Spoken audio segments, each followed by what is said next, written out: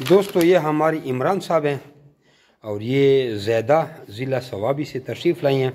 इनके साथ हमारे मीट एग्रीमेंट हुआ, फ़ीमेल और मेल दोनों तराजू में डाले, 2 फीमेल और 2 मेल, और 4,500 रुपये किलो का हिसाब लगाया और इनके साथ एग्रीमेंट हुआ।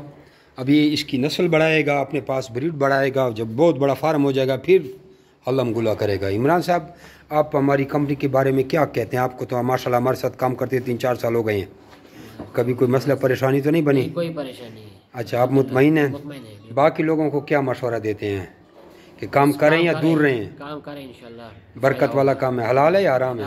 हलाल है। हाँ जी दोस्तों, जमी रबड़ farming company private Pakistan government से मंजूर शुदा पाकिस्तान की वाहिद रजिस्टर्ड कंपनी है जो आपको खरगोश देकर उनके बच्चे 25 साल तक वापस खरीदने का एग्रीमेंट करती है। आप भी अपना नाम और शहर का नाम व्हाट्सअप करके रैबिट की रिगार्डिंग हमसे फ्री ऑफ कास्ट सारी मालूमात हासिल कर सकते हैं। पहले ट्रेनिंग सीखें, उसके बाद काम करें। जज़ाकुमुल्लाह खैरा।